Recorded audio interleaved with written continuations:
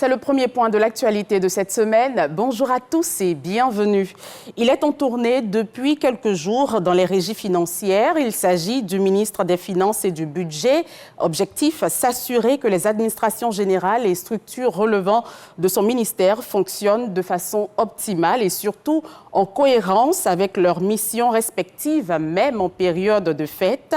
Vendredi dernier, après la Direction générale du Trésor et de la comptabilité publique, le ministre Adama Coulibaly a visité des services de la Direction générale des douanes. Jean-Marc Djadji.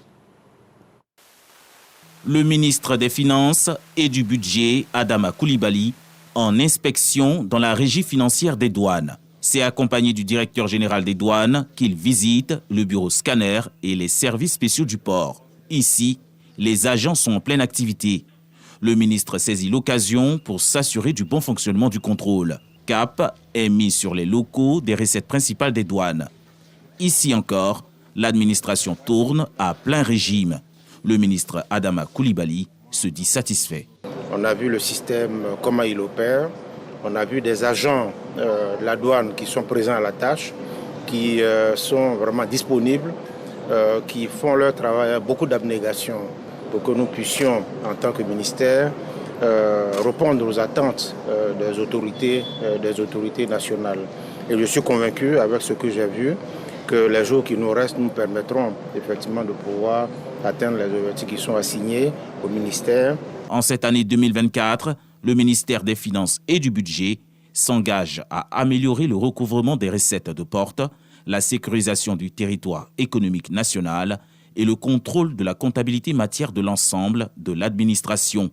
Pour le budget 2024, les attentes du gouvernement restent fortes avec un objectif d'environ 2 827 milliards de francs CFA fixé à l'administration des douanes.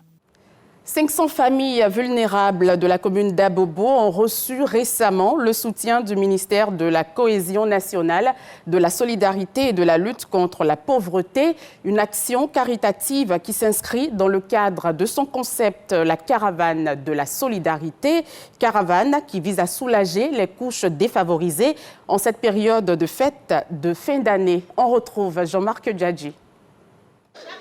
500 sacs de riz, 75 cartons de tomates, 70 cartons d'huile, 22 cartons de pâtes alimentaires et du numéraire sont distribués à 500 familles vulnérables à Abobo.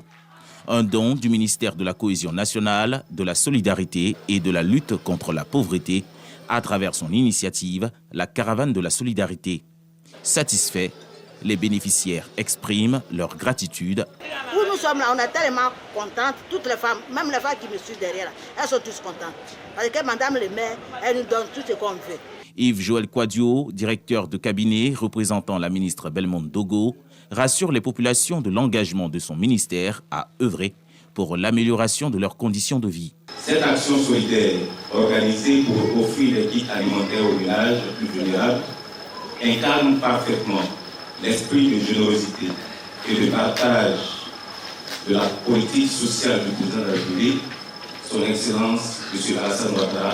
Cet élan de solidarité du dit ministère a été également salué par la maire Kandia Camara. Quand son Excellence M. Alassane Ouattara, président de la République de Côte d'Ivoire, parle de la Côte d'Ivoire solidaire, ça veut dire que c'est un pays où la solidarité se vit au quotidien. Et la personne en qui il a placé sa confiance, pour poser chaque jour des actes, c'est la ministre Miss Togo Belmonte. Mais aussi nos remerciements, parce qu'elle le fait pour tous les Ivoiriens, pour toute la Côte d'Ivoire, évidemment sans oublier Abobo. La caravane de la solidarité du ministère de la Cohésion nationale, de la solidarité et de la lutte contre la pauvreté s'étendra dans les autres communes du district d'Abidjan. Les ministres de la Santé et de l'Enseignement supérieur ont procédé à la remise des prix d'excellence aux meilleurs étudiants du concours national d'internat en médecine et en pharmacie. Ils ont été exhortés à toujours cultiver la rigueur et l'excellence dans le travail. Le plus jeune médecin de Côte d'Ivoire a également été honoré. Le reportage de Khalil Diomandé. Major des 88 admis au concours national d'internat en médecine, Alexandra Marcoing reçoit le premier prix d'excellence Adama Diawara du concours d'internat.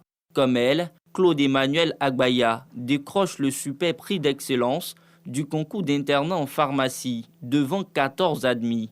Les deuxième et troisième meilleurs étudiants à ces deux concours sont également primés pour leur travail remarquable. Nous sommes fiers de recevoir ces distinctions qui renforcent notre engagement envers le parcours que nous avons choisi, à savoir l'internat. Nous sommes conscients que les défis seront nombreux, mais nous nous engageons à travailler intensément pour maintenir notre quête d'excellence et continuer à mériter cette distinction. Aux internes qui s'apprêtent à renforcer les établissements sanitaires publics, les ministres de la Santé et de l'Enseignement supérieur exigent la rigueur et le respect scrupuleux de la déontologie médicale. Vous êtes l'avenir de notre système de santé. Chers lauréats, vous êtes appelés à exercer un métier noble et exigeant. La santé est un bien précieux que vous êtes chargé de préserver. Je vous encourage à exercer votre profession avec passion, humanisme et rigueur. Pour maintenir notre population en bonne santé pour une Côte d'Ivoire toujours prospère, notre boussole devra demeurer la quête permanente de l'excellence. Je vous invite donc à poursuivre le travail de l'excellence. Outre les internes à l'honneur, les vice-doyens des UFR de médecine et de pharmacie d'Abidjan et de Boaké reçoivent des distinctions. Un prix honorifique est aussi décerné au plus jeune médecin de Côte d'Ivoire, Dr Guichard Létien, âgé de 22 ans. Les enfants atteints de cancer ont été soulagés par une ONG basée en Allemagne à travers un don en matériel, en denrées alimentaires et en cadeaux à l'unité d'oncologie pédiatrique du CHU de Trècheville. Il s'agissait d'insuffler de l'amour et de l'espoir à ces jeunes patients tout en rendant hommage au dévouement du personnel soignant. Une initiative pour rappeler l'importance de la solidarité. Astou Soro, Godefroy Okambawa. En cette période de fête, l'unité d'oncologie pédiatrique du CHU de Trècheville a vécu un moment empreint de chaleur humaine et de générosité. Une visite portée par l'ONG Beno, Solidarité, Amour et Espoir. Cette organisation a tenu à manifester son engagement envers les enfants atteints du cancer et le personnel soignant. Le geste est d'abord d'interpeller tout citoyen conscient de cette réalité, de soutenir ces enfants-là, de leur donner espoir et les encourager à continuer à lutter contre cette maladie. Distribution de jouets, de produits alimentaires, mais également des échanges avec les enfants et leurs proches. Chaque année, environ 500 nouveaux cas de cancer pédiatrique sont recensés en Côte d'Ivoire, représentant 3 à 4% de l'ensemble des cancers dans le pays. Principalement, nous avons 4 cancers chez nous. Lymphome de Burkitt, rétinoblastome, néphroblastome et leucémie. Avec l'engagement de l'État de Côte d'Ivoire par le président de la République qui veut prendre tous les cancers des enfants en charge désormais, sinon on arrive à acquérir les médicaments, il restera à faire le diagnostic des cas dans la population. J'en appelle à tout le monde, d'abord aux populations, à faire attention aux signes. Si vous traitez quelque chose qui n'est pas habituel, il faut vous approcher les formations sanitaires pour qu'on voit est-ce qu'il ne s'agit pas d'un cancer. Après Trècheville, l'ONG Beno prévoit de poursuivre ses actions visant à sensibiliser davantage sur le cancer pédiatrique. En Côte d'Ivoire, l'objectif est ambitieux, atteindre un taux de survie de 85% pour les enfants. Des initiatives comme celle-ci montrent que face à la maladie, chaque geste compte et peut transformer le quotidien des enfants. Je vous emmène à présent au Japon où la ministre de l'Éducation nationale et de l'alphabétisation, Mariatou Kone, a représenté la Côte d'Ivoire le 11 décembre dernier à un panel de haut niveau dans le cadre du 24e Forum mondial sur l'alimentation scolaire. Prise d'initiative pour faire la différence, c'est le thème de ce panel qui a rassemblé des experts en nutrition, en alimentation scolaire, ainsi que des partenaires techniques et financiers. Les détails avec Sephora Zegui. À Osaka, au Japon, la ministre de l'Éducation nationale et de l'alphabétisation de Côte d'Ivoire a marqué les esprits lors du 24e Forum mondial sur l'alimentation scolaire. Sous le thème « Prise d'initiative pour faire la différence », elle a présenté les progrès impressionnants du programme ivoirien d'alimentation scolaire. Nous avons, notre programme compte 5602 cantines et pour pérenniser les cantines scolaires, nous avons initié des micro-projets agricoles en collaboration avec le ministère de l'Agriculture et du Développement rural afin d'amener les communautés à s'approprier le fonctionnement et l'approvisionnement des cantines en denrées produites localement. Ainsi, nous avons 1433 groupements de production agricole qui sont composés majoritairement de femmes. Je dirais pourquoi des femmes. Des femmes qui se sont mobilisées donc autour de nos cantines. De plus en plus également, par rapport à l'expérience que nous avons, la Côte d'Ivoire implique les communautés.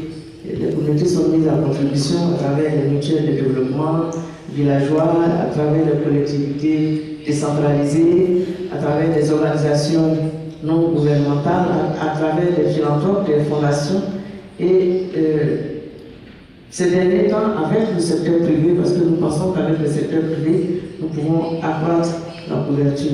Avec 5602 cantines scolaires en activité, la Côte d'Ivoire a mis en place des initiatives clés. La création d'un Conseil national pour la nutrition et le développement de la petite enfance et une étude démontrant les bénéfices de l'alimentation scolaire sur la santé et l'éducation. Nous avons en Côte d'Ivoire un Conseil national pour la nutrition, l'alimentation et le développement de la petite enfance qui a été créé depuis 2014 et qui est logé à la primature. C'est un conseil qui offre une plateforme de coordination des actions entreprises au niveau de tous les secteurs.